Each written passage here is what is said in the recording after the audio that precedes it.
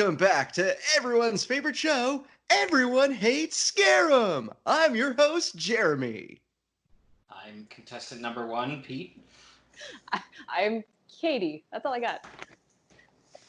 I actually like Scarum. You're banned he's off forever. the You're show. gone.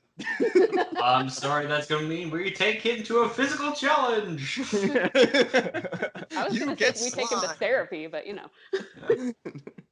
Funny rabbit go brr. So Drew's lost it. Okay. And we read part 3 of Triss. Yes, we did. And this is the first time I've read it. So this was... We're going to get to about the ending. I've got issue with that. But, yeah, for the most part, it's good. Yep. But... Pete scrolling down in like the notes. I didn't put my notes in here, but I love how the first one of your notes I saw just said "Scarum, shut up." I say that a lot in my notes. So did I.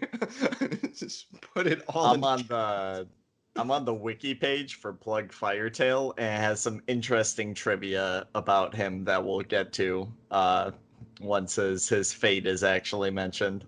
Okay. Noted. I think it's great. I'm tempted to deface Scarum's page on the wiki. No, none of that. Just put like a note in there. Scarum is the worst character in the franchise. You should write a research paper. Actually made that. So when we source the book, we left our story off. Scarum and Sagax had just been rescued by Triss and Shog, and they were getting the heck out of Dodge on Captain Plug's ship. Don't forget Kruva. Oh, and Kruva. I'm sorry, Kruva. Yeah, Kruva's cool. I love how you call it Captain Plug's ship. Even though it started out being Curtis' ship, and then it was stolen by Triss and Shog, and now I guess Plug has commandeered it, and then it got stolen again.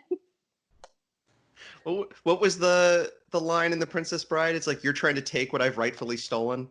I've seen that movie a total of once, so you know. Actually, my mind ran to Pirates of the Caribbean, where the Black Pearl pirates are watching their ship get stolen. Bloody pirates!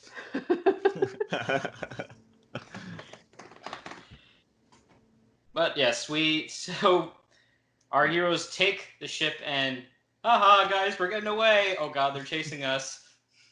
Hey, we found someone on board.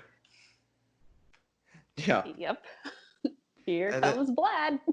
And then I have a note here. I need to go and check to see why I wrote this, because unlike normally where I like finish reading the book like the day before, the day of that we record this, I finished this like a week ago, so I don't remember what some of my notes mean. I wrote, swear to God, oh my God, Scarum said something sensible. I need to now check to see what the heck he said, because I don't believe my own notes. Was it something like they had a plan to tie what's his name, Plug and Blad up on the vessel? So I did like his line, "All right, you unsavory chaps, prepare to defend our vessel," or something like that. But I don't know if that's what you're talking about. Let's see. Oh, I think it's him actually pointing out that they need to get moving instead of introducing themselves to each other. Oh no, because Triss is about to kill Blad, like wants to string Blad up and beat him to death, and Scarum's like, "Oh, we should actually get moving." So I made sure to, as soon as I read that and wrote that down, I just was like, let me check outside. Mass hysteria! Oh wait, that's just because of dry ditch fever. Yep. Everything's fine. Yep. They discover Blad, who had just wanted some peace and quiet and get a nap in, and he was on the ship, and he wakes up with daggers in his face. Huh. Yeah. Go back to sleep, is buddy. Not that terrible. Like, out of all the villains, like, I kind of feel bad for him at times, because he never comes off as like evil. He just comes across as stupid. And yeah, I think a lot of the evil things that he does are kind of told, not shown, because Triss did say, you've had me beaten just for, looking at you the wrong way or something like that. Yeah. Although he does enjoy attacking Redwall later, spoilers, but this is true. But even when like she Triss says that to him, he's like, no, that was all Kurta. And all we saw really was Kurta mistreating people instead of Blad. Like, when the slaves were escaping, Blad just sort of hid behind a rock and was like, Yeah, and I'm only inclined to disbelieve him just because vermin in this series are always blaming other people when they get caught. This is true. When he says, "Oh, that was Kurta," Triss is probably thinking, "No, I can remember 27 specific times that it was initiated by you." This is true. You have a point.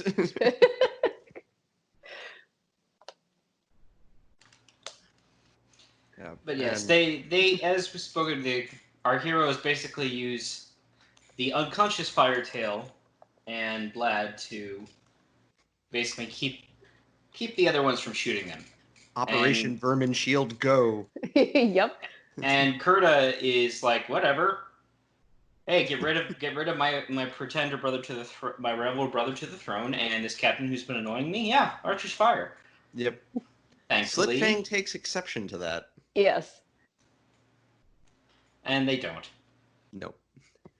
And they eventually jettison Plug and Blad, and Triss wants to like tie a rock to Blad's leg, so he just like falls to the bottom, and Shog's like, "No, you're better than that." And I was like, you know what? You're very right. Now, if it was Kurta, I'd say get a boulder, some chain, and have fun. What if it was Scarum? Oh, get 3 boulders.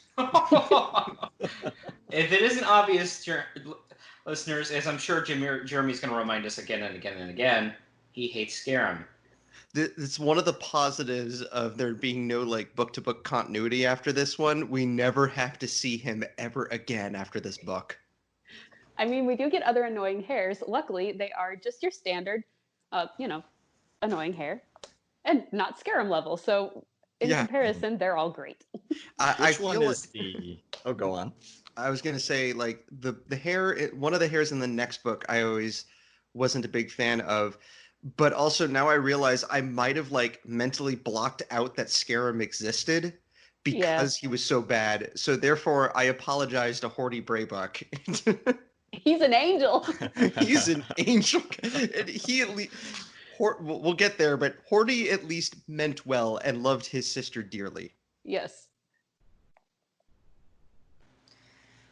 So the hero's grand plan is to basically let the bigger ship get close enough and then do a quick, basically a 180-degree turn while tossing Plug and Blad into the sea. And apparently Blad can't swim, although he grew up on an island. Well, it kind of makes sense. I mean, like, his dad was afraid of the ocean, and so, like, maybe he grew up fearing it as well. I mean, I guess, but... Either that or he's just a huge wimp, which, I mean, he's kind of a huge wimp. Yeah. Like, he gets annoyed later on when, like, his foot touches a puddle. I mean... Yes. So, I'm just gonna go with he's a big weenie. I was going to say, our heroes are super lucky that they have 2 otters with them, because they're just like, yep, we know what we're doing. Yep. Oh, Kruva and Shog are, like, the best team ever. Yep. Oh. I did get a good laugh where after they escape, Scarum's, like, talking about how he's hungry, and Triss looks at Sagax. Is Scarum always hungry? Does night follow day? Yep. How it's written, I get the... think that Brian was more of a bemused thing from Sagax, but I heard it like more resigned and frustrated. Yeah, I feel like at this point Sagax has just like had it up to like his. He does shortly there. He does actually shortly have had it with his best friend. Yeah. Yep. He needs a new best friend, Triss. Yeah. Come on. Triss and Sagax actually make a pretty good team throughout the book. I wish these 2 teams had met up sooner in the book. Me too. And I will say Sagax has definitely grown a lot during this book. I really like Sagax. Me too. And I like the friendships that are developing between Shog and Kruva and between Sagax and Triss. Scarum can just forget about him. But the rest of them. If only like I liked Welfo. If only we could have like Welfoed him off like to a random island somewhere, so we never would have seen him again for the rest of the book. Like we lost Welfo, who was like not really all that developed, but hey, at least she wasn't annoying. And yeah, I actually had a note here. I was like, as much as I don't want the villains to catch the heroes, I wouldn't mind seeing Plug use his axe on Scarum. Oh my god. Jeez, dude. Is this just going to be every 5 minutes with you? No. Every 6 I sure minutes. hope so. Every 6 minutes. Well, I did notice. So, like, because they go to they get to like a river and start heading off, and for some reason, Plug's like, everyone jump out and go after them, and a bunch of freebooters just drown themselves on accident because they jump into like deep water and can't get back out again. I was like, wait, what? I figure freebooters would know how to swim. Yeah, like what the heck just happened? But yeah, our hero's plan is basically they go right through the burned hulk of their former ship and up into a stream against the current. Yep. What? Okay. The Sea Scab, however, can't. It's too big to get into that ship, and they just lost a couple of freebooters to, drowning. So, Yeah. they deploy one of their longboats to go follow upstream. All sensible things. Did And they the actually drown? I just got the impression that they kind of jumped off and then like were humiliated. But It doesn't say. Okay. Actually. But yeah, they basically head up against stream, and it's like, okay, we'll be okay, guys. And our otters actually deploy a trap for the craft following them. This was cruel but effective. Yeah.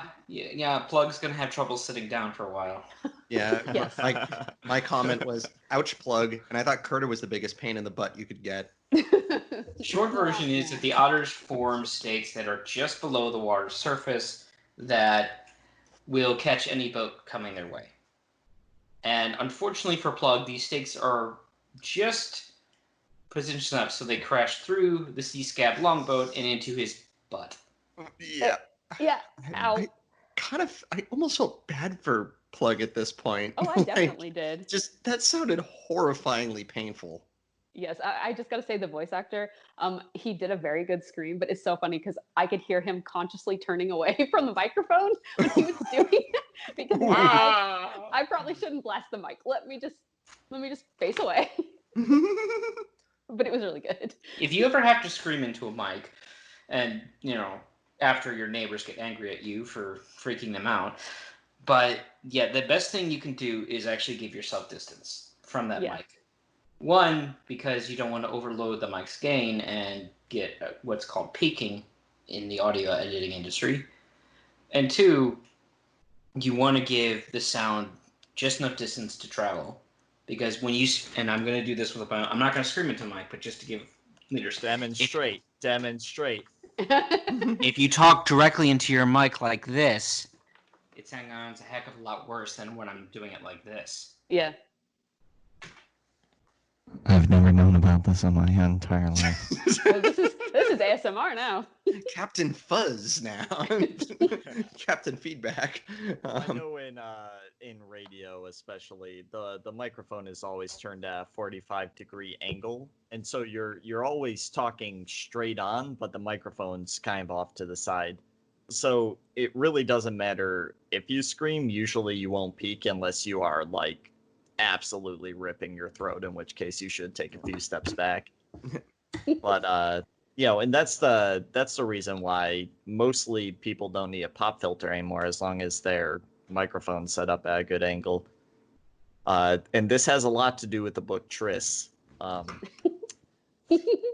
yes, we were doing a podcast about. Because the voice actor played a character who lost his tail. He had to scream. Oh yeah, I find it. In the butt. Other than getting stabbed in the butt. Ironic that his name is Plug.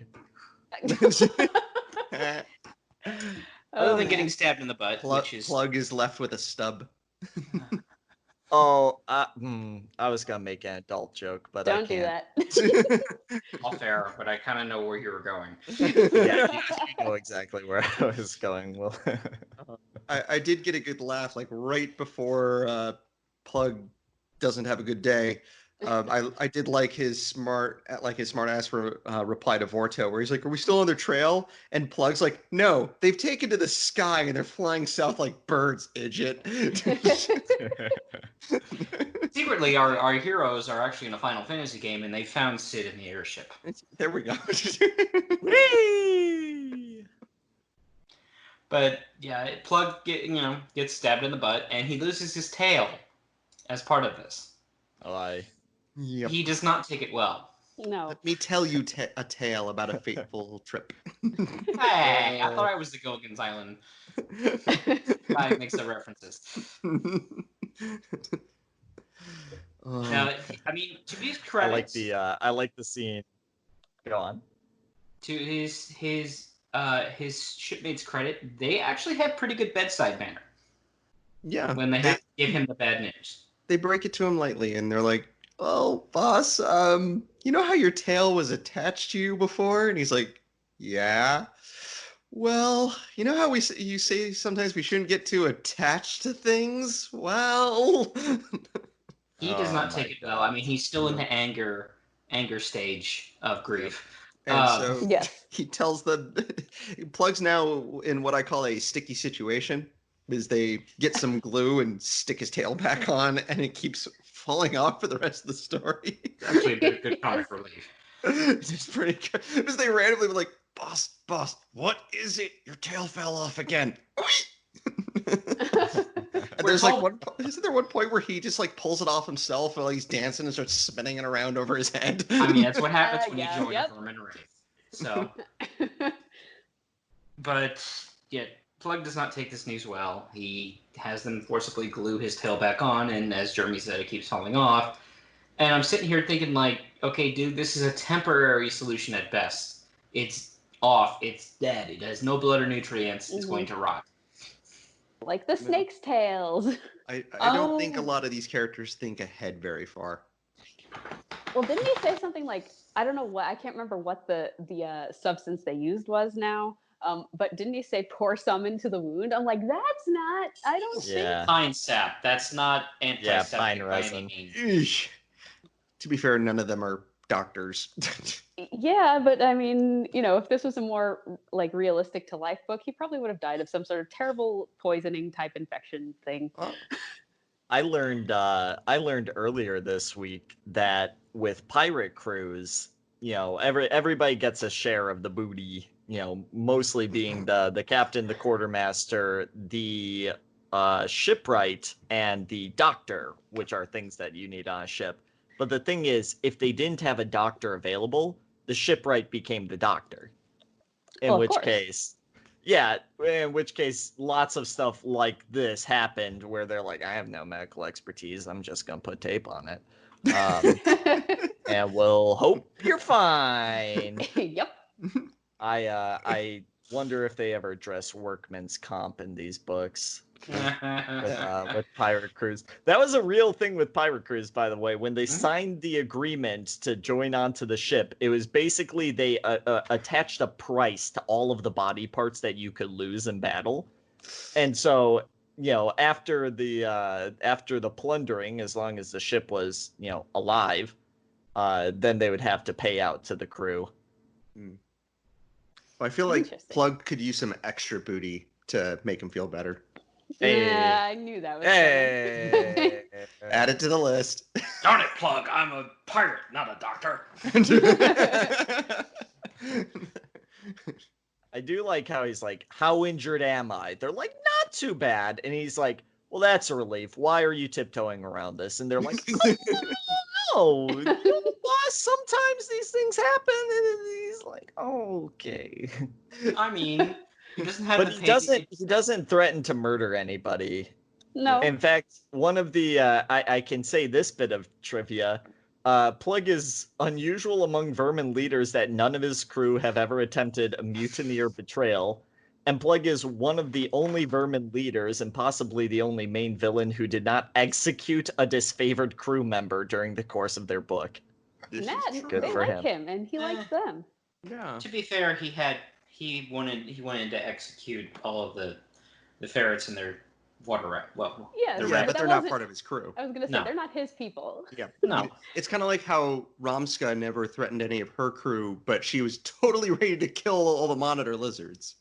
Yeah, And she I think did many Rumsfeld- times. Yep. Oh, that was awesome. Yeah. Knock, But- knock, people. Continuing on, but yes, if Plug were also told takes his name from his tail because his body is silver and his tail is bright red, and he's gonna need to cry over this for a while. Yeah. I just need a minute, guys. I'm not crying. There's some seawater, sir. Captain, we're on land. Shut up. So yes, it's probably not the end of the world for fox to lose their tail, but considering the tail to body size most conventional foxes have, ooh, yeah. Yeah. Quite a hefty loss there. But yeah, Bad. our heroes meanwhile catch up to shrews, who the other half of the tribe of Gossam that Log is not around. They're very happy for shrews, I gotta say. Usually shrews are a little bit more combative than these guys. But more importantly, Sagax has had enough of this. Oh, yeah. And he finally lays it out for his hair buddy. It's like, if you embarrass me, if you take advantage of these people's hospitality, we're done. And you can walk home to Salamandastron. And Skyrim is too stupid to realize anything. He's like, oh, you're just joking with me. And Sagax is like, urge to kill, rising. I love Scarum. And we have our first song. And there in this last section of the book, the shortest, there are 9 songs and poems. Oh. Some that are multiple pages. Yeah, this was long. Yeah.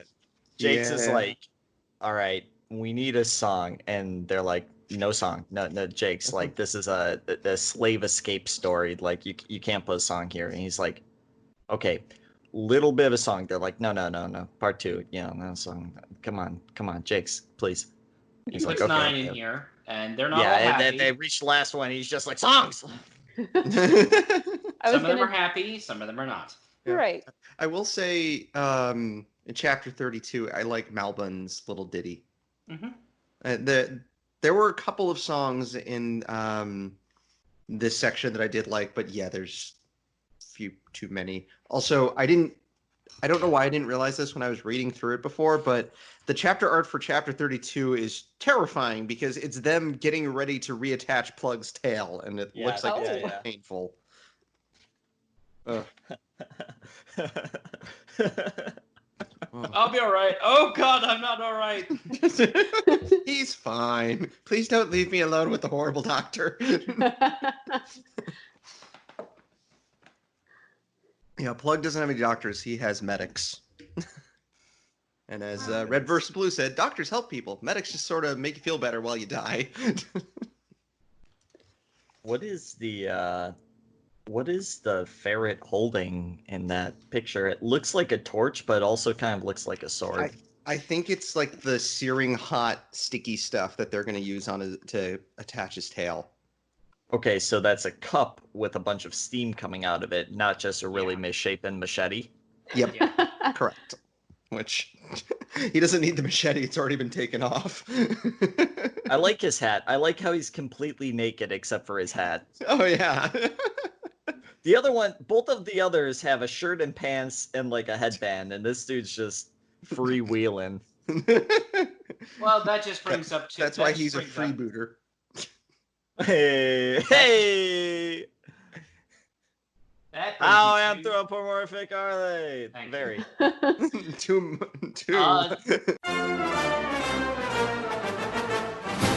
How anthropomorphic are they?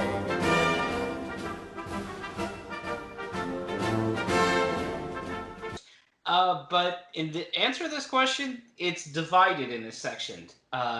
There is, yes, most of the chapter art is very anthropomorphic. There is a fight to come that I don't want to spoil here. That is feral, and when that happens, we're going to talk about it. Yep.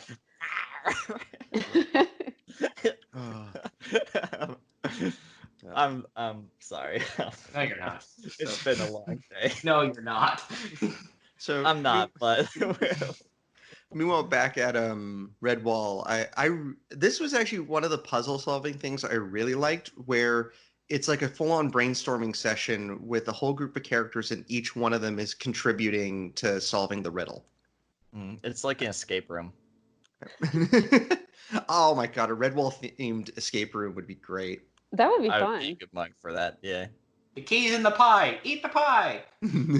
Oh, there better be food in this escape room. There better Oh, be yeah. just a feast laid out on a table, and you have to bite into an apple and chip your tooth on a key. It would be awesome. Ow. That Your doesn't reward, a sound trifle. awesome. You need to sing this song in perfect pitch, and if you don't, you are getting out. Also, murder a crew member. No. To go to a dangerous area, and all these crows will attack, and Yeah, there has to be a bird, some kind of bird. Are there Some- any toads or lizards? I was gonna some say, you lovable, gotta- adorable character has to die, and Yep. Yeah, Dibbin's adorable, so they just throw a baby in there. actually, I was thinking more of Picnem from Pearls of Lutra, actually, but Oh yeah. What else? What else is typical to a Redwall novel that needs Moving to be? on. okay. Yeah. So I like when they get to Triss and her team, like when they're meeting up with the shrews, and like her mind is constantly like preoccupied with. I forgot that there was a character named Friar Gooch. Wow. Welcome to where I was at when we got to the first part of this book. Oh, there's For a like worse 5 name to minutes. come. And It's like Friar Gooch. All right. I apologize. We'll quit derailing. That's all right. But so I like this part where they're with the shrews, and Triss is just like amazed at how peaceful things are, and you can tell like it's the first time she's actually able to like relax for a minute, and she's surrounded by good friends and good food, and also you like throughout all of it, like you can tell like in the back of her mind she's like, I want to just be at peace, but I know I can't. Mm-hmm. So is this the part where Scarum is joking about being starved? Or does that come a little bit later? Define joking. Well, he's just like, because I have major issues with his, first of all, his like joking about it, and Triss's like lack of reaction, because he's like, oh yeah, I grew up beaten and starved and abused and stuff. And I'm just like, you're saying this in front of an escaped slave who has literally spent her entire life being beaten and starved and abused. Shut up. Yeah, Scarum needs some sensitivity training. Yeah, Scarum this- needs just needs like cloth shoved in his mouth and some duct tape. I don't care if he can never eat again. Good. Oh no. okay, yeah, that's been 6 minutes. Fair enough. But no, Reset the timer. I was I trying think to we focus actually on did Triss and talk about all the good things, but then people had to bring up Scarum again. So Yeah, Reset the timer. this is my Um, genuine annoyance. I'm moving on, but I was just like, oh. Yeah, I will say, like, during this, Vorto keeps amazing me throughout this entire book. Like, he's the most competent underling we've ever seen from like the Vermin side. He is good, yeah. Like, he makes good observations. Like, he catches things that like others don't. Like, maybe part of it's the fact that Kurta is just a really terrible leader, but I don't know, like Vorto, like, and he was picked out of nowhere. Like, all of a sudden, they're like, yeah, he's my new second in command. And I assumed it to be more like, what's his face back in Mossflower, where he was like, yes, milady, no, milady. Hey, is that a rock flying at my flat? You know?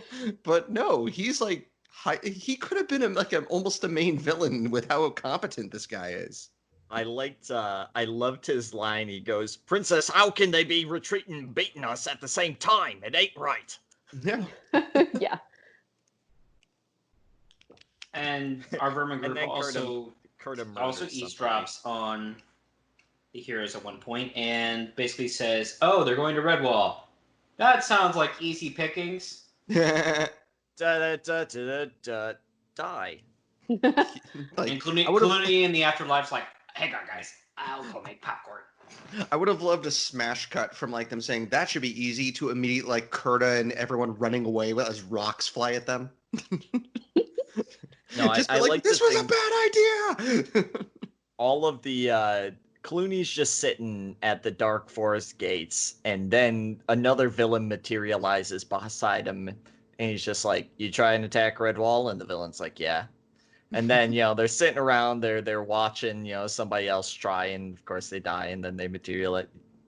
Trying to attack Redwall? Yeah. 23 books later, they're just they're all sitting around the table. Farrago's off on the side. He's like, "Well, I attack Salamandastron." They're like, "You're dumber than we are." You attack the military installation. Get out of here! Get out of here! Not joining the club. Ungettron's like, "I actually took over Salamandastron." They're like, "Yeah, how did that turn out for you?" Yeah, Clooney's like, "Did any of you actually get inside Redwall? Because I did." Yep. And Ironbeak's like, "It was me, I did." Yeah. Clooney's like, "I did take over Redwall," and everyone's like, "Yeah, for like 10 minutes." We had a good night of it. I mean, in terms of time, it had to be Ironbeak. Ironbeak was there the longest. So far. So far. Yes. Who knows what villains we'll see yet? I do. All of the rest. Yeah. I can see the future. But back to our primary story. So yes, all the main groups are heading for Redwall because we need to have the stories combined in this third part. Makes sense. Yep. And yes, we finally get our what is this? What if this actually novel riddle thing that we haven't had for a while that isn't just torn strips of green cloth? I'm not into that. You wanted to quit a goal of all those, didn't you? Ding. I need to find like a royalty-free ding sound effect. And this one actually comes with its own Rosetta Stone. When you find out, we kind of said this in a previous episode, but they're basically the first portion of the riddle is it's the alphabet in the pictographs. So. How did they do that in the audiobook, by the way? They just pretty much said I think they just pretty much took all the pictures out and just said the leaf is 3 times 5 and there's 2 lines of symbols. Like there is enough description for the listener to get context of what was going on. Good. Yes, we have our path to Brockhall. Midday sun shines bright for you twixt leaning ash and poison gold, where green rock hidden lies for keen eyes to behold. In any other circumstance, I'd say this is like a Google Translate situation where it's just total nonsense. Oh, that's good. And then our heroes who are out in the wild, they realize that they're under attack, that the villains are coming for them, and they all start running towards Redwall. Chase it! Yep. Which we do get, it was at this point that I started really liking Abbot Apodemus, because this dude holds the door for the entire, all of the good creatures. He doesn't have, one of the soldiers or one of the otters or one of the Gaussum do it. No, the Abbot of Redwall stands at the door and makes sure everyone is safe before slamming it shut. Yep. He's awesome. Heck yeah. Oh, Gooch. We're not gonna go with that. So yeah, everybody's at Redwall, and there was a couple of ghosts from Shrews died. They were unnamed, poor guys. Oh. And red shirts. Where's Ensign Ricky? Hey, log, we had more red shirts die. I'll get the paperwork. Yeah, we always talk about villain HR or vermin HR. What about Gaussum HR? Oh my god! After Madame Mayo, it would have been okay, so how many? 30 shrews died on the way. How many did you lose? And Log-a-log, the new log's well, we ran into some problems. How many of you survived? How many name characters do we have? I don't know, 10. Yeah. It's like, wait a minute, were you the log that went with them at first? No, he died too, didn't he? Yeah. Yeah, their department, their HR department has to be constantly changing paws just because so many of them die at once and everybody shifts positions. Are we sure the Gaussum are shrews and not lemmings? No, they're shrews. So, yeah, we also see Gaussum when they need to move fast. They actually have an intelligent way to do this. They basically send the old and young ones in a different direction from the primary. Yep, that was smart. So yes, everybody's in Redwall, and so of course the bad guys are like, "Well, we're totally gonna take this abbey," and yeah, oh yeah, sure, whatever. And compared to the last time we've had to discuss this, when invaders at the abbey, Redwall plays it smart. Yep. Yes, we have an abbot to direct forces, but we also have warriors at home, and I'm referring to, Tagarung. Mm-hmm. And Marl Fox the last time Matrix, but no, they know what they're doing already. Yep, it's a good thing they have like good leadership. I feel like everybody's pretty good in this one. Where Apodemus is active in planning defenses, also like many abbots before him is like, I'm not experienced with this, so I'll let you guys handle it, but I want to be at least part of this.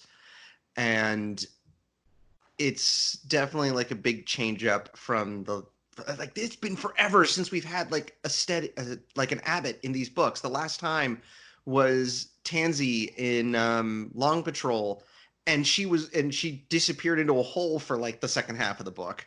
Yeah. Like, never mind that 1,000-person army coming your way. Let's explore some ruins. Yeah, like it's been a long time since we've had like an active abbot. And Marl Fox, like it was good. Like we could see why certain things weren't working as smoothly, but we at least had like experienced people in charge. Like Jangler, of course, was fantastic during the entire book. And Roosevelt, when he wasn't verbally berating his son, was doing a good job as well. He was a good warrior, just kind of a bad father for most of the book. When they put him in his element, he shined. And I think, didn't he take out at least 2 or 3 of the Marl Foxes by him? Oh no, wait, was that Jangler? I think each one of them got at least one. Okay. But yeah, so it's nice having an actual leader of Redwall, and we have a leadership again. Holy cow! Woo! Meanwhile, our snakes are back, and it's basically just like, hey, we're still hungry. Yeah, let's continue on. Let's keep eating them. And I did have a comment. Is Mem Flackery meets Scarum, and she's like, I've heard good things about you, and I was like, there's no way you've heard good things about him. Oh, she's just being diplomatic. Yeah. But she does actually talk about Sagak's mom, like, oh yeah, we used to be best friends, and then you came along. Wait, what? Ouch. Wow, that's all right. She doesn't say it like that. Yeah, no. I know. And then finally, in chapter 34 of this book. Don't get me wrong. If we go back to the original book, Matthias didn't get the sword till part 3. But yes, thank you. That was at least part of the story, was him seeking the sword.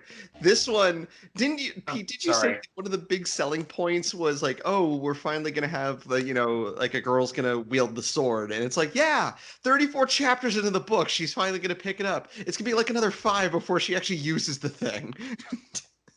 In the original book marketing, this was a selling point, that this is the first time a female character was going to genuinely wield the sword. Yep.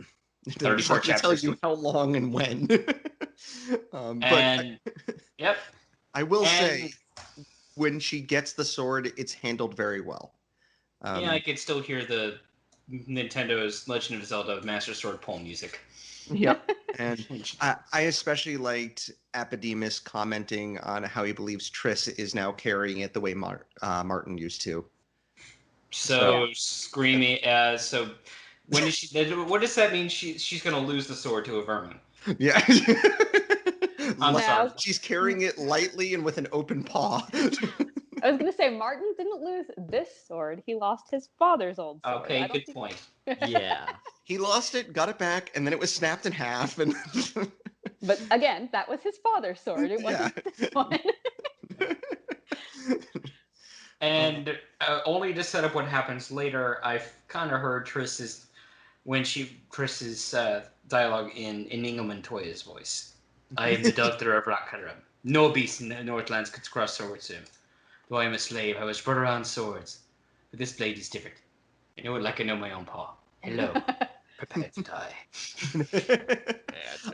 However, Kurta definitely doesn't have a 6-clawed paw. Wait a minute, Swart! Ooh. It's all coming together now. Yep. Hmm? And we also got the return of formal. Again, we haven't gotten to the dumbest name yet. It's I don't know. coming. Fire Gooch is kind of up there. Oh no, the dumbest one is a Friar mermaid Gooch. Friar Gooch. name. Is a mermaid name yet to come? I don't even know which one you're talking about. Oh, Is this you'll the get one there. that? Okay, well, we'll get. I think there's a couple. So yeah, the freebooters are trying to take over. Whatever. Yeah, they try to attack, and I feel like at this point, Plug actually likes Blad. Like he kind of sees them as like, you're kind of dumb and harmless. I can make you do whatever I want. You're kind of neat. It's guy love between two guys. Okay. What? You never watched Scrubs musical episode? I never watched Scrubs all that much, so no. You brought it up before, though. I remember. The thing I remember about that song is that you brought it up before. For context, with Jeremy. Bad's ringing clog. Yes. For context, Jeremy, this song is about two best friends who don't feel any romantic thing at all, but they really appreciate each other, somewhat closer than their own wives. Oh, so like O'Brien and Bashir and DS9. Yes. Okay, thank you. I think it's sad how when two guys care about each other, they feel like they have to justify it. It's like, it's okay for men to love each other in a romantic or non-romantic way. It's like in Jay and Silent Bob, where he's like, I'm Jay and this is my hetero life mate, Silent Bob. Yeah. Yes. Yep. Blad, I'm sure Blad and Plug's friendship is going to last a long time. Hey, are the Red Wars cooking oatmeal? Time to bring an old anti-animated Clooney weapon back into service. Oatmeal! They defeated me with oatmeal! So not only do they defeat them with oatmeal, they tip over the oatmeal, but then the entire cauldron just falls down. In the chapter art, it does. Yeah. Yep. And it was funny. It described the other so like it was Blad and like two other guys, and I was just like, wait a minute. It just described the other two running away from Redwall like burned in oatmeal, and I was like, wait a minute. Did the cauldron fall on Blad? Because I honestly forgot what happened here. It did. I mean, his death is almost off screen.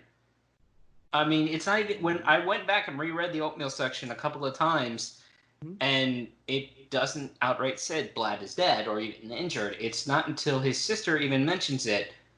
The next chapter, it's like, oh, he's dead? Okay. Yeah. I was like, oh, because they just kind of mentioned it offhand, like, by the way, Blad's dead, and Kurta's like all pissed off, and Plug's like, I know you don't care. It's a discount Clooney death. You know, he got that giant bell, and there was this whole paragraph about how it's falling and cracks on the ground, and then Blad, it's just like cauldron fall. I feel like the last time we were like, wait a minute, this character died, was like, or we mentioned it from like the first time we read the book, was back in Martin the Warrior when Rose died. Like it felt so weird. Like all of a sudden, like, wait, what? Jeremy. What? Jeremy. I know where this is going. Who died? Go on, get it out of your system. Who was it? I was using it as an actual reference. Actually, I wasn't even doing the Rose. Was it Rose? It was Badring. Did she die? Badring died. Badring died. Badring died? Okay, joke's done. Moving on. Long lived. Yes, Vlad's dead, and Yeah, so Vlad's dead, and so Plug and Kurta finally are like, all right, that's it. I hate you. You hate me. Heaven or hell. Keep going let's rock. hating you until I kill you, which is going to be 3, 2. Hey, what's that smell? Yeah. They have a pretty vicious fight too. Like they just. And this is where I brought up the whole anthropomorphic versus feral. At one point, these two lose their weapons. The Plug's axe is stuck in a tree from him chopping it that hard, and Kurta drops her rapier, and they just say basically, enough of this. They go at it with teeth and claws. Yep. For a little bit. Nobody goes for the Lord Brocktree special by trying to hug the other one to death, though. No. You gotta be a Badger or Wolverine to pull that off. This is true. And they have a crazy fight, and then all of a sudden, oh my God, snakes! Yeah, this was I felt sad actually when they carried Plug off, and I was just like, oh. It was like carried him away like screaming too. Like it was just all of a sudden he turned around and was like, oh! Yeah. What have they done to my boy? Yeah. Beautiful boy. All that's left is his tail. Because it fell off again. That's so sad. Yes. And Kurta, like, I want to say Kurta is brave and is like, we have to go after the snakes. Like, no, she's just too stupid. She has one job while she's here, and that's to recapture the crown and paw rings. Yeah. And the middle snake is wearing the crown. Mine. Yeah. Mine. So, yeah, now the snakes are wont to do. Vermin completely forget about Redwall and just say, okay, we're going after the snakes now. This sounds like a good idea. I see nothing wrong with this plan. Yeah. And be fine. even when the Redwallers, when they figure it out, no one's like, wait, they're going after the snakes? Wait, what? Yeah. I mean, eventually Redwall figures it out, like, hey, we haven't seen the vermin in more than a day, and, St. Ninian's got burned down, so they're not there. So, where'd they go? Yep. And First place you'd look. Well, it's burnt. It doesn't exist, so, yeah. There's no forward enemy base anymore. Yeah, they just kind of hang out. They kind of camp out in the forest. They find gray patches of old area and like, hey, this looks like a cool place to sit. Yeah.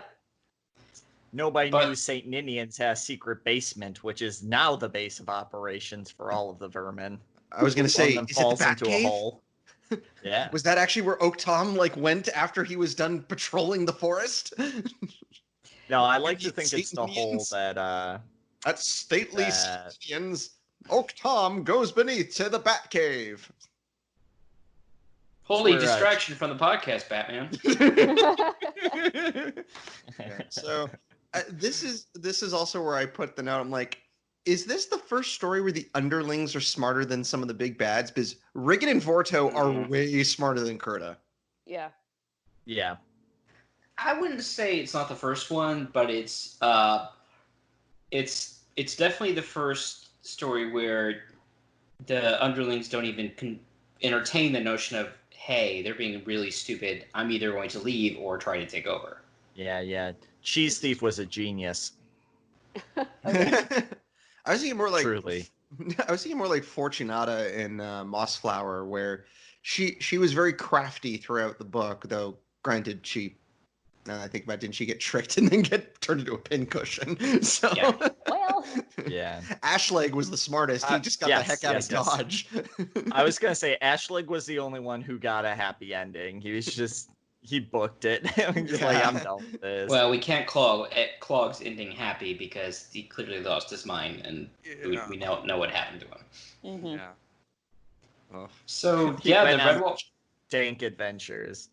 The Redwallers, meanwhile, were just like, so is the war over? Well, that was nothing.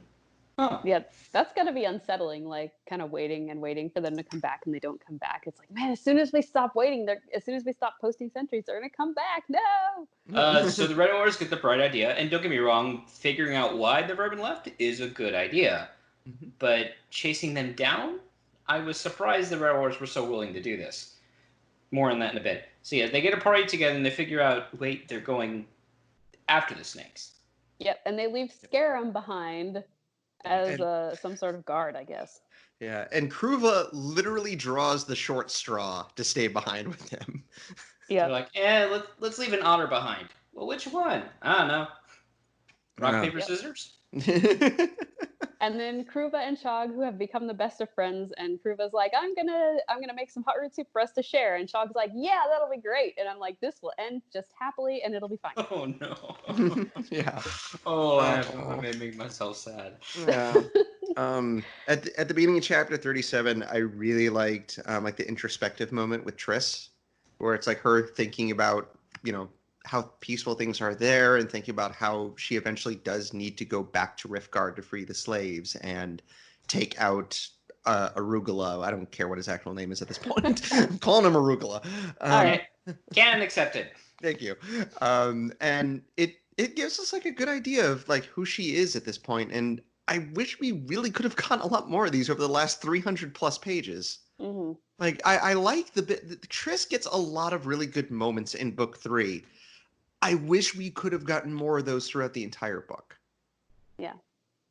So at one point, though, Plug's former crew is just like, hey, why are we listening to the crazy ferret lady who wants to go after snakes? And Slitfang's, I'll take it up with her. Oh, boy. Yep. And he basically calls her out like, no, we're not doing this. Yeah. We're gone. See ya. You have fun swimming home. And and at one point, Kurta looks like she's wilted under the weight of opinion against her, and the smart thing would have been to say, okay, leave.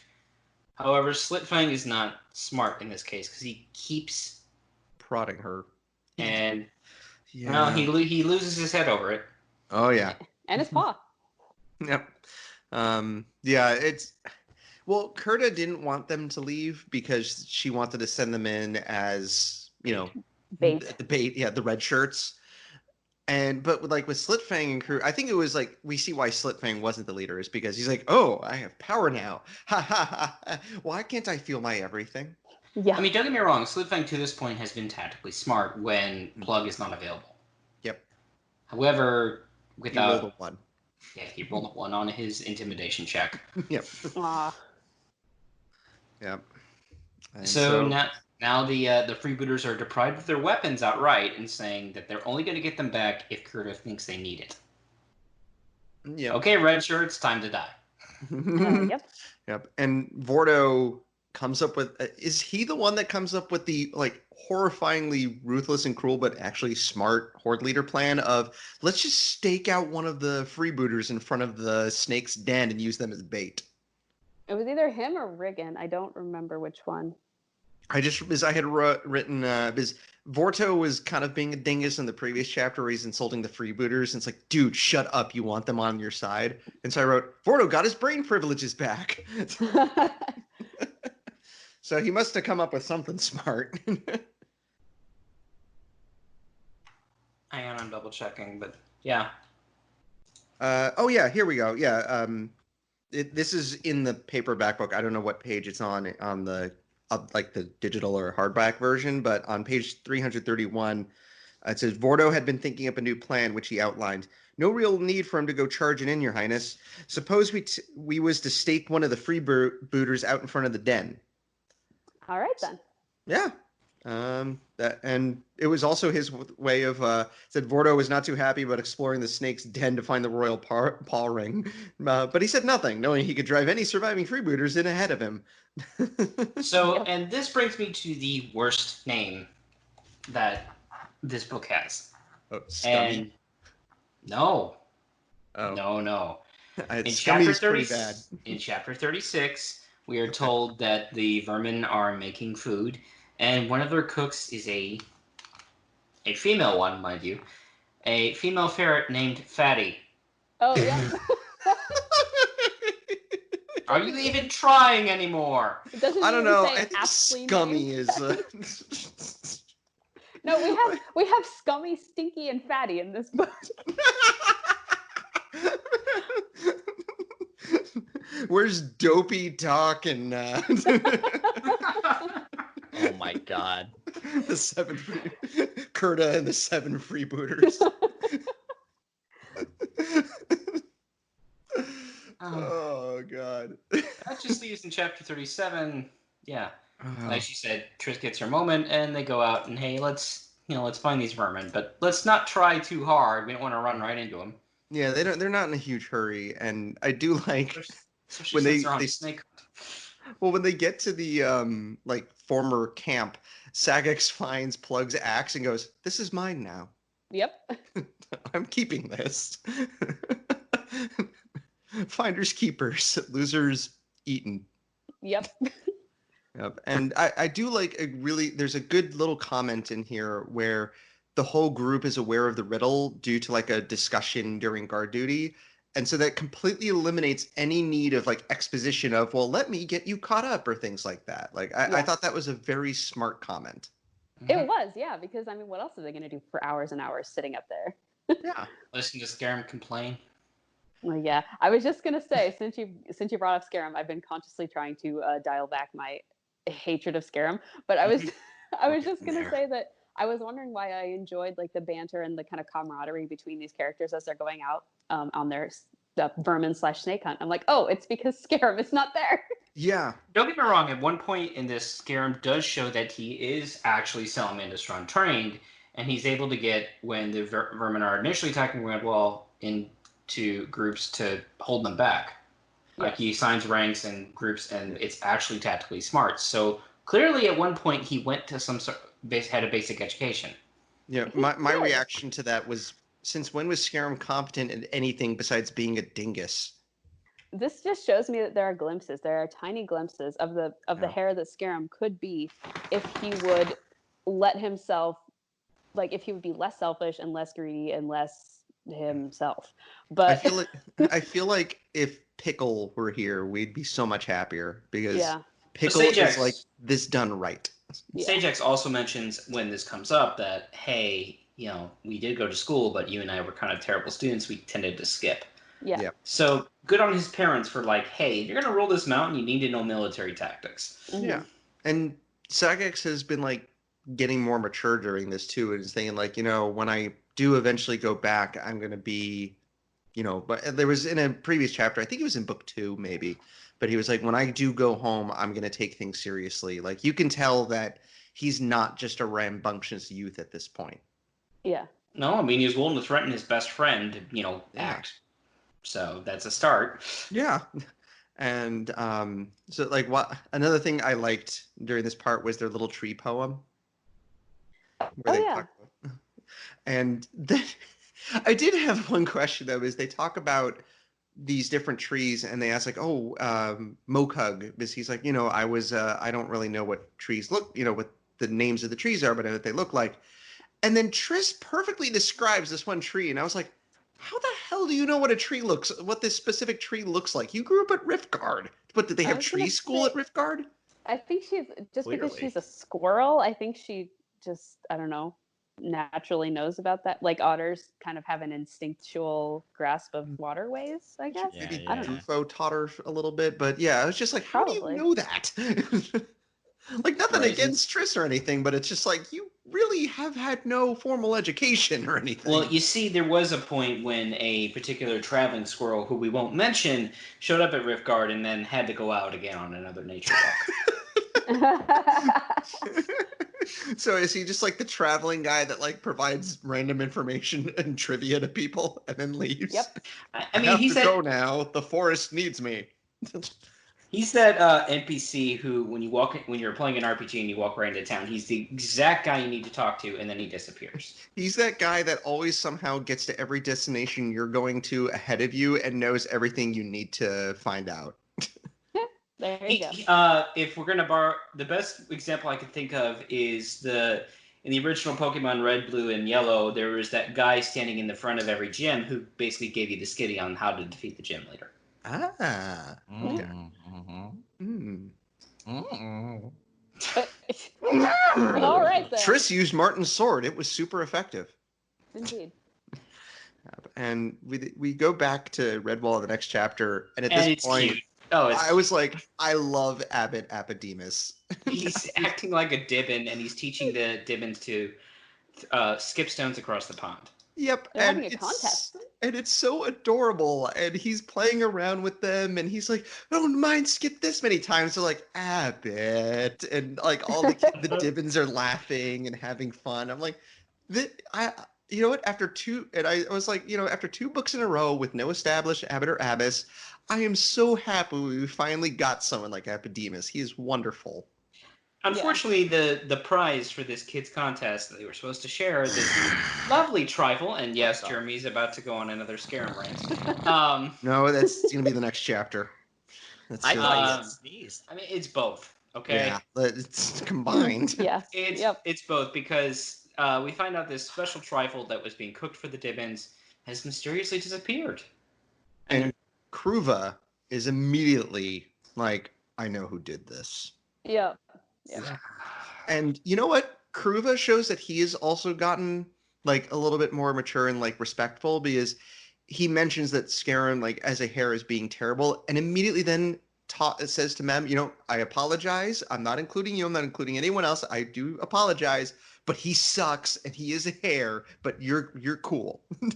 Yeah. And even he's very respectful to her. Well, even Mem's just like, oh, heck no. Yeah.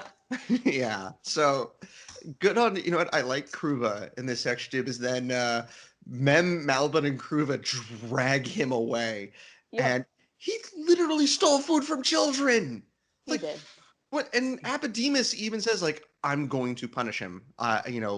Give me time. I will come up with a punishment for him. And I love the fact that one of the Dibbins is like, so this was, I wrote down the page number so I could reference this.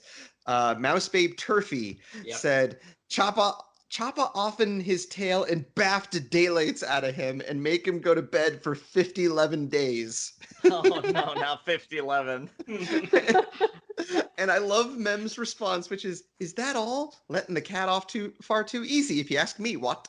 Yeah, you don't. If you've managed to piss off children this much, regardless of whatever punishment, they're going to beat him. Yep. When a gang of Dibbins is going to drag him behind the abbey, take him out back, and they're going to old yeller him. Except nobody's going to be crying when he's dead. Yes. And you can tell Jeremy You can tell Jeremy still hasn't gotten over this, folks. So angry at him right now. About to get worse. It's going to get worse in the next chapter. Yes. Oh my God, we're gonna get there. But that's genuine frustration right there. Yeah, Appodemus then, like some abbots and abbesses have been pretty lenient, or like, back in Salamandastron we had Abbess Vale, was it? Vale, yeah. And she was like, I can't punish Sam Kim, Bremen, you do it. I wish Bremen was here right now. Yeah. Oh my God. Be like, Bremen, do your work whatever you want. Punish him however you see fit. Yep, your girl Constance. I wish she was here right now to deal with this hair. Yes. Oh, Craiga. Yeah. Oh no. Not like mellowed out Tagger on Craiga. I want Long Patrol pissed off Craiga. Yeah, it's a hair too. I don't think there would be any mercy. Oh, there's like, a hair with all that would be left of him. They do punish him, and the abbot's basically like, all right, he's no longer in command of our sentry forces. Kruva's going to do that. He is sentenced to 3 days of a diet. He gets lettuce and water. That's it. Mm-hmm. He's locked in the main Dibbins dormitory with a pail scrubber, broom, and duster, and he must scrub the whole place. And this is the kids' dorm, so, And he gets to restuff all the mattresses and make up the beds with clean linen and wash the old ones for 3 days. Appodemus, you rock. Punishment is still too lenient, but you rock. Yeah. And I love how Appodemus even immediately says, Kruva, you are now in command. Is he understands that Kruva is responsible. Yep. Because pointing out when Scarum ate this trifle that was meant for children, he fell asleep, and who's watching the wall when this is going on? You're asleep. Yeah, he was supposed to be on guard. He was supposed to be in charge of being on guard. And on top of everything else, like, you don't have any cake mix boxes or like frosting packets at Redwall. Like, this trifle was made from scratch and probably took a lot of effort. And if you've ever tried to make a cake from scratch, it's a lot harder than you think it is. Yeah, and the fire has to make another one. Yeah, everything that they grew and have put together themselves. Like, we've read plenty of books already, like how they prep their cheeses from scratch. Well, everybody's cheesed off at Scarum, so. And meanwhile, the snakes are like, the snakes are back in their area, like, huh? They're offering us a sacrifice. Yeah, this is dumb. We know it's a trap. Well, what's the leader of them, Zassilis? Yeah, he does. That's who's the one that figures it out, which I like that. This is majorly stupid. This isn't like Asmodeus, where he's just like food. Yeah. You know, like that. And as it said, like these three have learned how to like work as a cohesive unit because they've had to, and that Zassilis is their leader. And you know what? He's smart. He's like, okay, yes, we are going to go out there and take advantage of this, but we're going to do it on our terms, not on theirs. And we're just going to wait for midday when they're out there with the heat's at their peak, and they're going to be at their most lethargic. Yep, which is smart. Yeah, and Kurta is a cruel psychopath. Yeah. Jeez. We do get more with like the heroes too, and you know what? I want like a buddy cop movie with this book Skipper and Logalog because they play off each other so well. Yes. They are awesome. Logalog in this, like Logalog's been great. We're coming up on a part where he becomes one of my favorite characters in this book. Yeah. And I also really like we get another good introspective moment with Triss where she's thinking about Shog and how he's stood with her this whole time and like how they've become basically, you know, they've become such good friends and that she wants to stay at Redwall and just be at peace. But then she looks at Martin's sword and that's what reminds her that like, no, I have a duty even when this is over, I need to go back to Riftguard and free those slaves. Yep, her and Shog will do it together. It'll be fine. Yeah.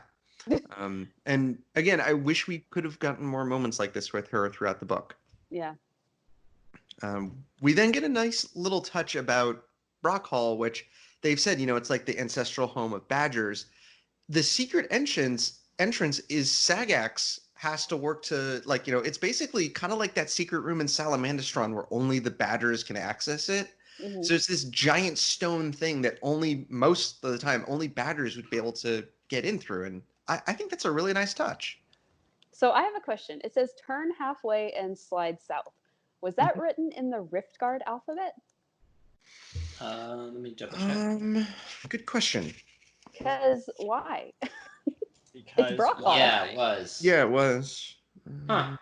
Did someone like write that down as like take a little note? This is how to open it, or did Riftguard steal their alphabet from Brockhall? I was going to say maybe Sargento put that there. Maybe. Because he knew that.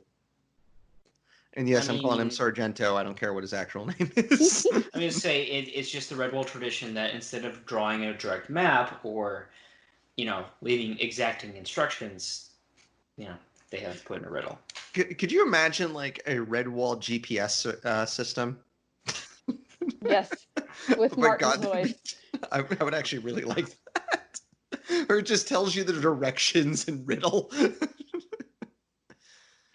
Oh, and then so the next we find out that they did stake up this guy Widge, who he at one point he gets up and he's just like complaining, and of course because he's terrified. So Tazin's like, okay, I'll go and gag him. So she gags him with his own belt, and she gagged him so badly that he suffocated to death. Oh my God. that was pitiful. That's so like. I actually feel sorry for this guy. Like, oh my God, that's horrible. He only had 2 days till retirement. Yeah. They did say he was one of the older ones too. Yeah. Oh, poor Widge. He's getting too old for this stuff. Well, not anymore. He's not, but you know, because he's dead. But oh God, yeah. So, and everyone just kind of starts getting a little sleepy, and then we get a really creepy and eerie and sad description of like the interior of Brock Hall. And I think it's a great contrast to how like warm and welcoming it was back in Mossflower. Yeah. Like we've seen this place at its peak. Like we got to read about this place where it was like a living place. It was the Red Wall before Red Wall, with all these like all the freedom fighters and everyone in it. And now it has fallen apart to such a degree that it's just really sad. Yeah. And there are snake skins everywhere, which Ew. Yeah. It's more than just snake skins, because we also find out when it comes to the snakes narrative points, it's the corpse of their mother and Grandpappy Vermin is still there. Yep. Which they both killed each other fighting. Which, hey, I'll give him that much. Like, this dude took out a fully grown adder by himself. I mean, he died in the process, but we don't see that very often. Mm-hmm. Yep. So speaking of characters that I wish would have died in the from the attack of an adder. Oh no. Nope. It's been 6 minutes. Yep. So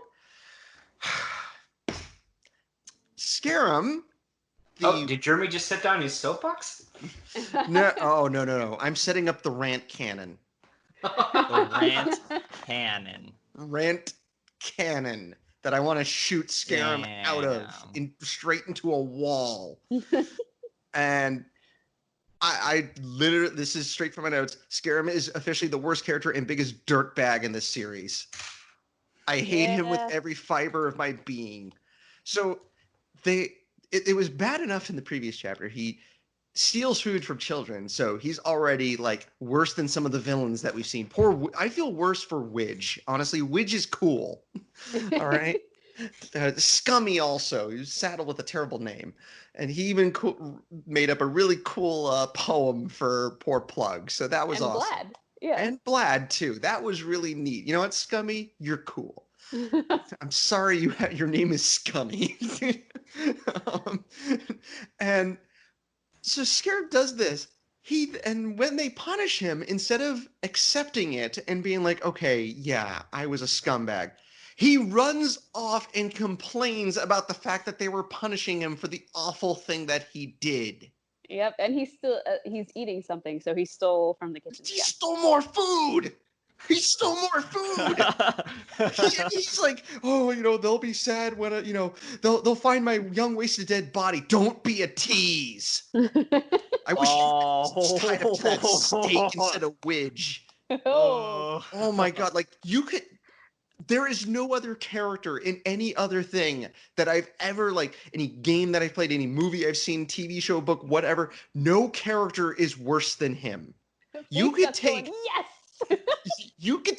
the worst traits of characters like Jar Jar Binks, Scrappy Doo, Steve Urkel, the Wonder Twins, every horrible human character from those god-awful live-action Transformer movies, Neelix from Star Trek Voyager, Skids and Mudflap from Revenge of the Fallen, Poochie, like every horrible character ever, every character from every terrible movie Pete and I watched for frustrated fans, like Larry the Cable Guy and Jingle All the Way 2. You could take all of them, merge them together, and they can only wish they were as awful and annoying as Scarum.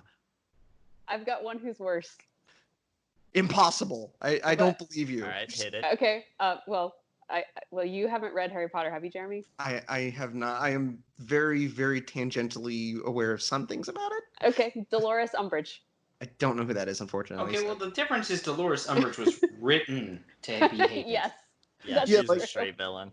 He's supposed to be this is, it's like in the Star Wars prequels with Jar Jar Binks, where he was written to be a likable character. You were supposed to like him. I didn't know that. Okay. Yeah, or Wesley Crusher in Star Trek: The Next Generation, the early parts with him, not when they actually made him a good character later on, but characters that you're supposed to be on the side of, that you're supposed to find charming or find funny or find cute or be on the side of,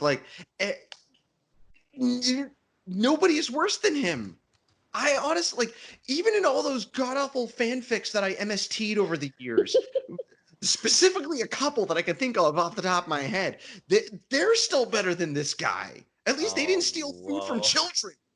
Wow, well, Jeremy, I don't think I've seen you this moved to hate something since Superman Brainiac attacks. Oh my god, yeah.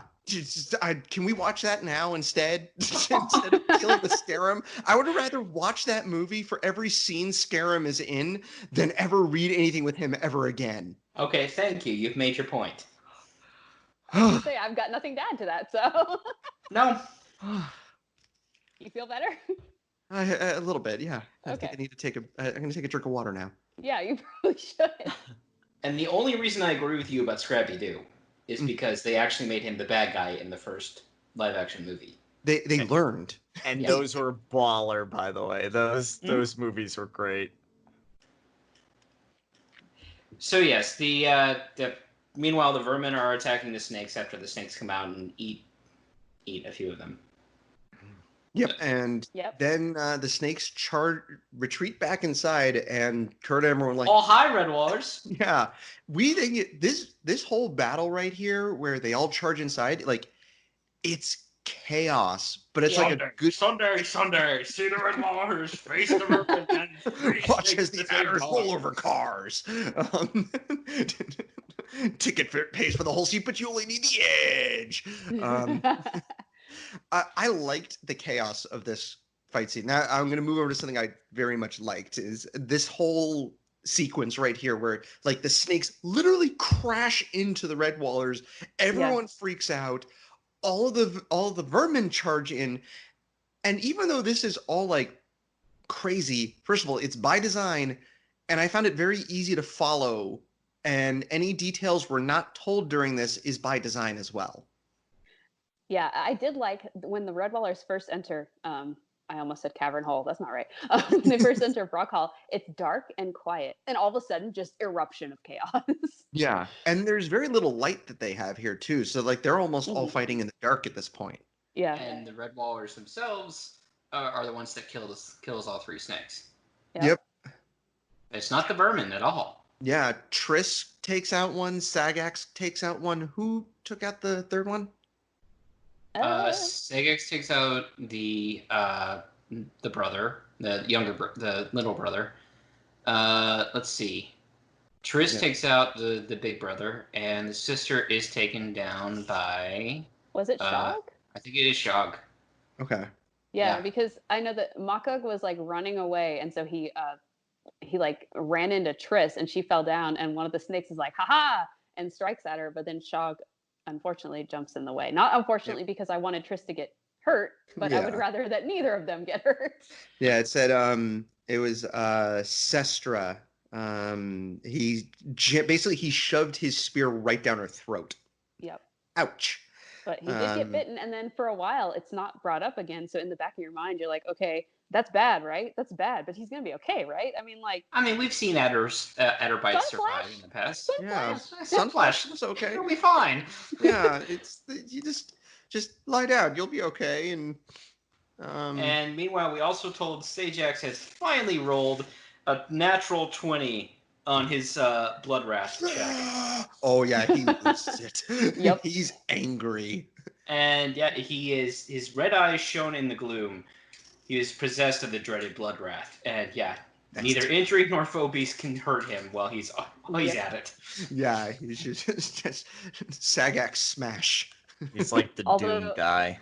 Yep. Yeah. Although I found Triss to be a little more terrifying though, because once they finally get out, into the open, Sagax is like, I can't remember anything about what. Where'd I go just now? Yeah, and Triss is like, I can remember everything, and I'm not sorry. Yeah.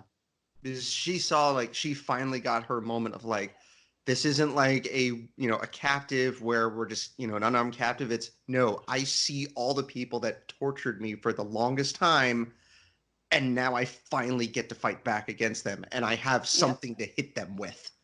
Yep. And there's Shog medic. Oh, this was someone was cutting onions while I was reading this section. Oh my god! I just wrote this is heart-wrenching. when he says, Triss, help me, like, I think this is how I interpret it, and you guys can, but he knows that he's going to die. He just didn't want to die alone. He didn't want to die without her being there. And I was just like, no, it's so sad. Yeah. And he was just like, it doesn't say Triss help me. Trissy mate help me. Like, oh, and just, and even as he's dying, he says, like, go, Kurta's still alive. Go after her. You need to stop her. Like, he knows what she needs to do. He's still pushing her and making sure she knows what she's supposed to be doing and not just mourning over him. And he's been, like, by her side this entire book. He's been helping her get through every difficult situation. And now he knows she's in the worst situation. And it's like, basically, don't just cry over me. Go. I know what you need to do. You know what you need to do. Now go and do it. Hurt? Bleh. Yeah. I'm sorry I ruined your... Well, then we get a fantastic moment with Sagax where, as Triss is just completely shattered by this, he quietly picks up Shog and places him next to a tree and starts telling Kurta, like, don't, he doesn't regret following you. You need to keep moving. You need to, well, he's telling Triss that, not Kurta. Yeah, he's telling, he's telling Kurta, you stay there. No, he says to, and like, Triss is just completely shattered. It's really sad because at one point she's just rocking his dead body, like, in her arms. And I really like Sagax's line, his heart has gone out across the seas to visit your friend on that beautiful isle you told us of. And she even is, like, hitting that point of, like, all the people close to me are dying. Like, I know I can't say the exact quote from it, but it's like the line from Logan where he says, bad stuff happens to the people I care about. And Sagax immediately says, I'm not leaving you anywhere, Triss, Scar. When you return to Riftguard and free the slaves, I'll be at your side. You can take my word as a warrior on that. And you know what? Sagax, you are going to Prince of the Mountain now. I've grown up. Sagax is going to be a phenomenal Badger Lord. Yeah, I love the friendship between these two so much. Like, he just kind of helps her up. And Yep, and he's like, no, I will be here for you. You're not losing me. And then to follow, like I said, this chapter is just a roller coaster of emotion, where Logalog gets back with Mokug and sees what happened, and he's hurt from Shog's death as well, but then immediately sees what needs to be done and says, like, okay, we can't just sit here and mourn. Mokug, you keep Shog company.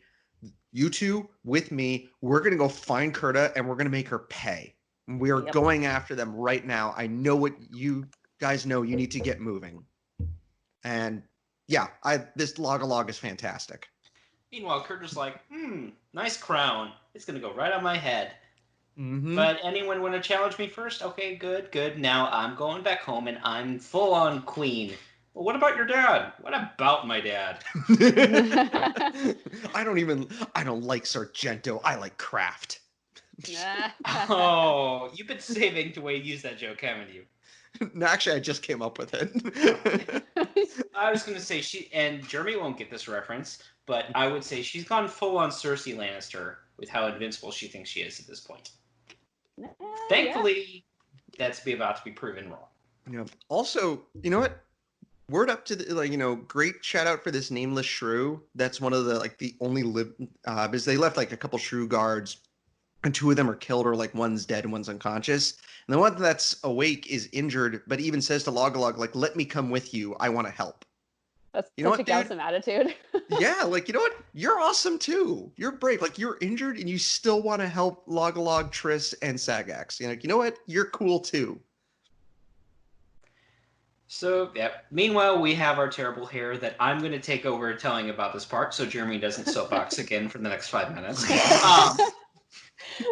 I kind of want Jeremy to soapbox. I know for you the do. next 5 minutes. I started cheering for the villains. I'll just say that. I actually said, yeah, get him, scare him down. This is what it's come to, folks. I'm now cheering the villains. In that respect. But Scarab basically is lost, and he basically wandered right to where everybody is, and he finds the main stream that runs by Brock Hall, and he's like, "Huh, I'm gonna take a drink here. Huh, what's that reflection look like? Oh, hello. You must be the bad guy. I'm a hare, and you're tying me upside down. Huh? Sucks to be him." Well, no, it's not that quick. He actually does try to fight them genuinely for a few minutes while he's almost waist deep in the water, and the court's just like, she's content to wear him out. Yeah, it's 3-on-1. All three of them actually are smart. Like, wait a minute, we can just wait here for him to tire himself out and get him. Yep. Again, Vorto and Riggin, pretty smart. And Curtis just like, well, he's gonna die slowly because it's funsies, and never mind that the Red Wallers are still in the area, and I probably should get the heck out of Dodge. I'm smart. But... Well, I think we've established by now that Kurta is not the brightest bulb in the box. So, Scaram's like awake, and he's been hung upside down by his feet. And hi, I'm Queen Kurta. I'll be your killer today. Too bad she gets interrupted. Yeah, she mentioned at one point, right before she starts cutting the hair up, she does cut his whiskers to intimidate him, and he's just like, at that point, he tried to sweet talk his way out of it, but now he's just like, well, nuts to you too. Help? But he doesn't say help. Yep. He gives the Eulalia war cry, and there's Ajax. Hello. Yep. And Logalog, Sagax, and Triss all are awesome here because Logalog decides to just throw his rapier like a javelin and bye-bye Riggin. Yep. And then Sagax is charging towards Kurta, which had to make the water around here get a little bit warmer. But Triss then shouts, "No, she's mine." So Sagax goes, "Okay, I'll just charge and murder and like annihilate the other guy." And bye, Vorto. Yep. That's the end of you. He gets cleaved in half. Yeah, Sagax wants to ask you a question. Does this hurt? And then we get I loved Triss's speech to Kurta. Hello, my name is Triss Swordmaid. You killed my father. Prepare to die. Yeah, and she keeps like taunting her as they fight, where she loses her sword, and then Triss steps away from it, and it's like, pick it up. Yep. And she just says, "Remember me, princess? I used to throw turnips up for you to practice on. I'm the escaped slave who stole your ship. Well, you've chased me across the great seas, and now you found me. Pick up that saber, stand, and face me." Yep. Hardcore. Cue Duel of the Fates. Yes, actually, that's what I was listening to when I read this part.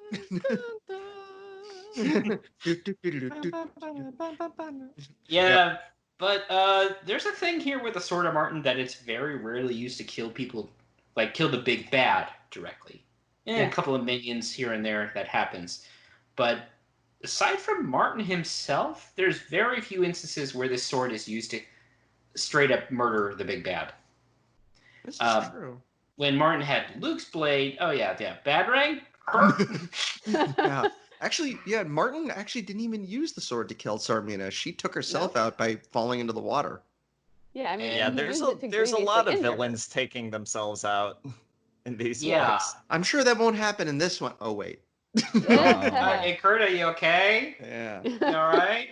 Kurt, at one point, Triss, in their sword fighting, she uses the Sword of Martin since, meteoric steel, and snaps the saber in half. Yep. And Kurta's like, well, I say this to you. And she flees. And trips, and her own sword, or takes her out. Own broken sword. I got flashbacks to the pilot for Gargoyles, where Goliath's like, "I've been robbed of everything, even my revenge."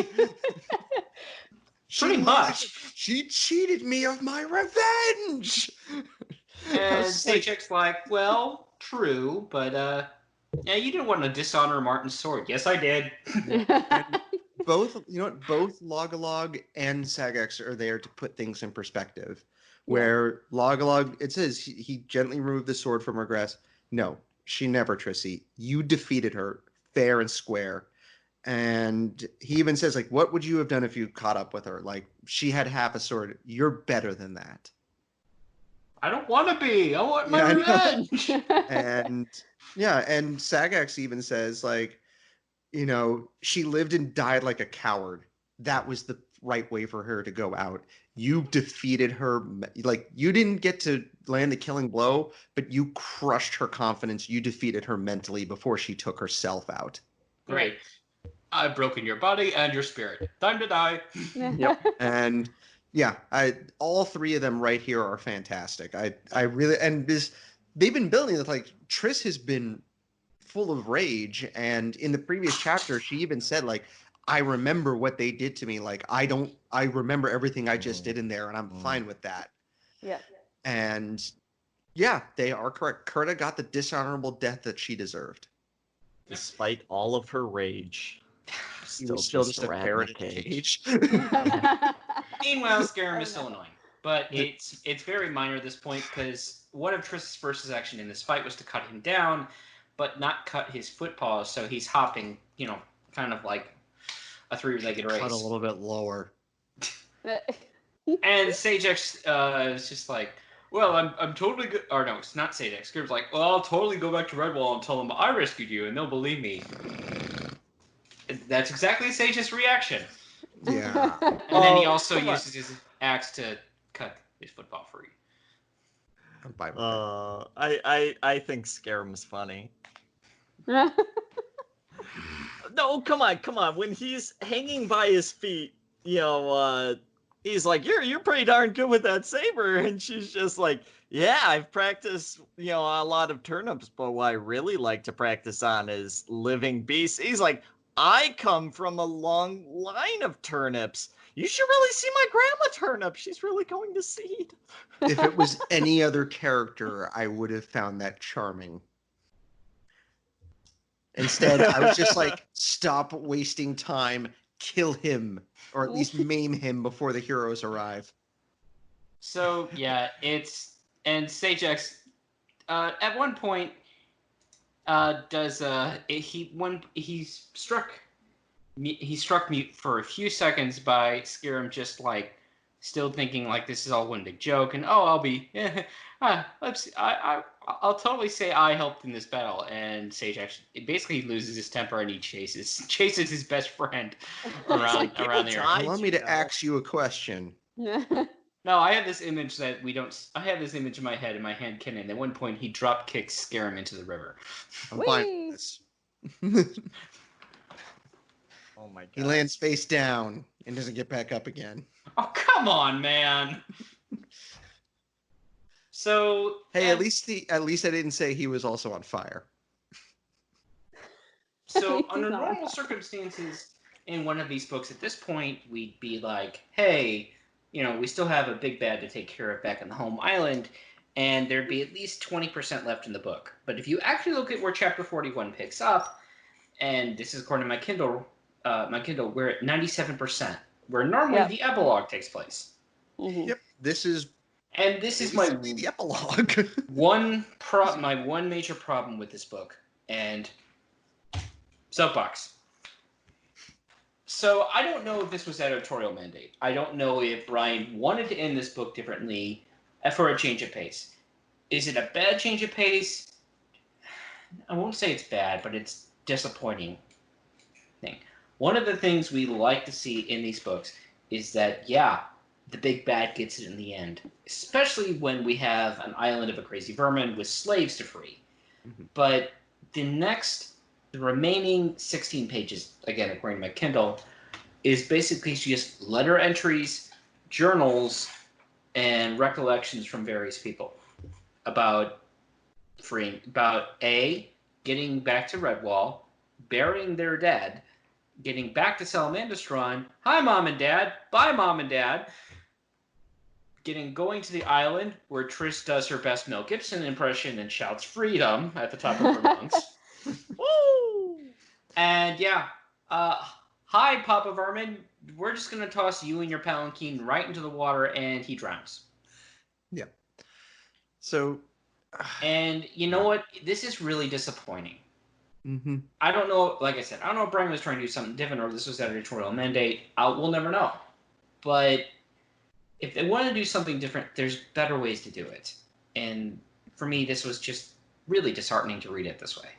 Yeah, I would have been fine with some of this stuff getting passed by a little bit with just some summary. Like, we didn't really need or at least they could have I would have pushed the Salamandastron stuff to the actual epilogue, because as much as I would have liked seeing, Sagax talking to his parents and everything, it's like we've seen his character growth. We don't really need, and we never actually saw him in the same place at the same time as his parents, so that's fine. At least he's not an orphan.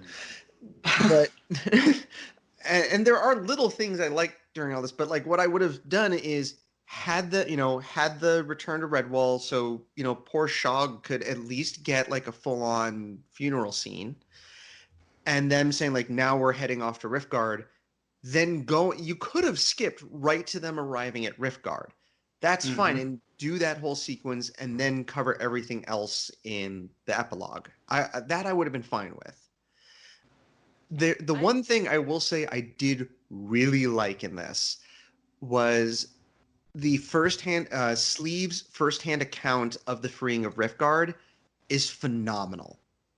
I really love this part, and I feel like if we weren't going to get an actual fight, this is the next best thing, where you see her emotion that she put into the writing, like the horrors of having to be a slave in this place, and how the slaves took refuge in the fact like 3 people escaped.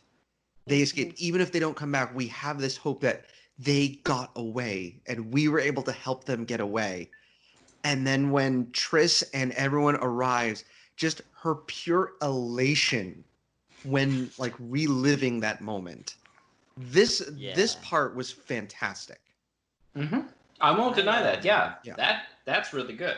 Yeah, I definitely agree with you that the book should not have ended like this with just a bunch of like recounts. But I will say this was a phenomenal part and was like this was actually a nice change of pace to just a big battle. What were you saying, Drew? Oh, I was gonna say, I kind of like this ending a little bit. It felt like a natural wrap up. I don't mean to be a contrarian. I know I'm the only one that actually enjoys Scarum on a somewhat ironic level. I thought it was funny. The jokes hit for me. I think I share a dumb sense of humor with Brian Jakes and the dumb meme hair character. But no, I just, by the end point, the defeat of the main villain, the defeat of the 3 snakes, the MacGuffins have been grabbed, everything is kind of wrapped up, and all that's left is to tie a ribbon, on this package. And I think he did it really well. I love the escape slave portion. I thought that the few other after stories could have been wrapped up in one go, maybe with a recorder instead of several accounts. But I thought it was kind of unique. It had me feel satisfied, at least. I gotcha, and I think I agree, and also we weren't jumping back to Riftguard at any point. Like the last time we saw it was like the beginning of, was it in book 1 or book 2? Like it's as soon as Plug arrived and they all left, we never saw Riftguard again. Like it was brought up and everything, but it wasn't like in Marl Fox or other stories where none of the heroes were there, but we were still getting stuff back at like the big villain lair. So Yeah. So No, it wasn't heavily mentioned. It wasn't something where there is, a huge plot point that was going on at the island subsequently to the main plot. There wasn't, because if there had been, if it was this entire secondary escape plot that had been going on throughout the book, and then we had a final scene where, like Pete said, they just arrive, that would have been fine. But it had grown cold. The whole Riftguard plot had kind of gone cold in my head, and you knew that needed to be wrapped up and needed to end well. But I think that final chapter or that final segment really, really did tie the knot on it.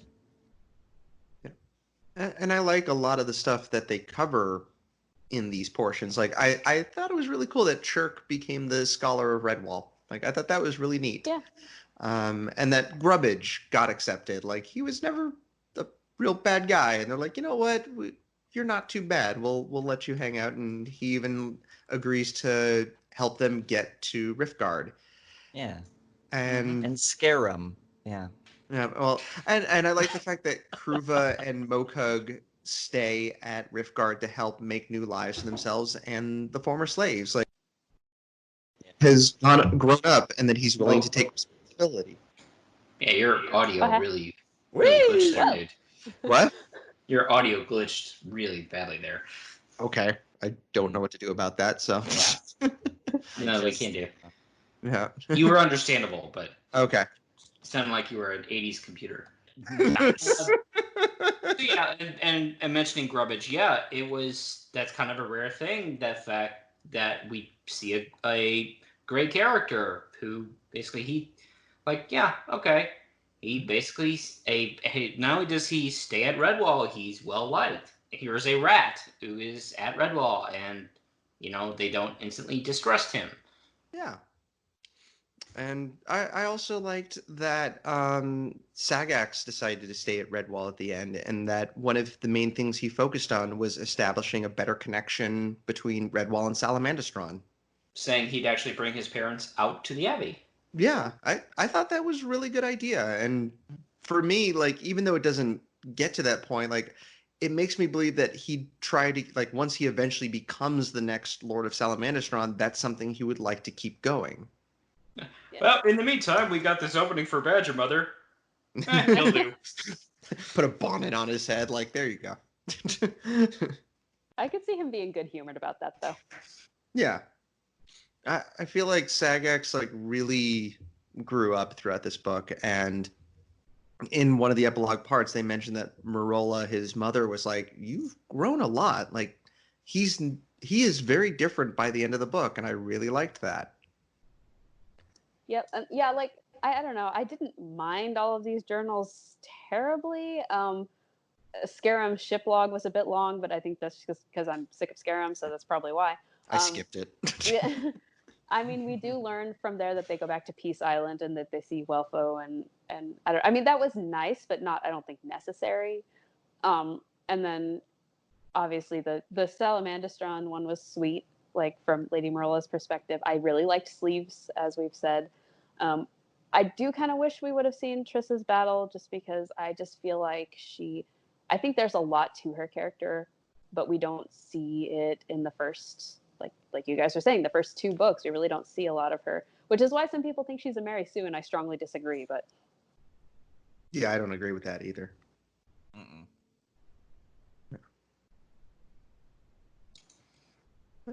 So yeah, overall, I thought this was a really good book. Like, I didn't remember a whole lot of it, which I think was actually a good thing in some cases, because I was able to re-experience things for the first time again.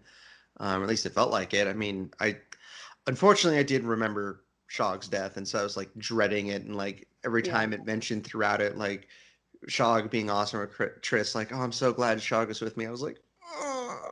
Yep.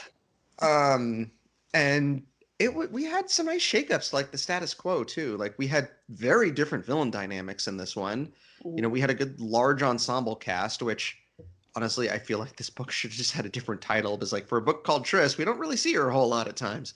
Yeah, I just wanted it to be called Triss and also have more of Triss because I'm greedy, but you know. Yeah. Well, no, I would have preferred more of her in it, but like with this, I feel like a different title would have fit what this book was better.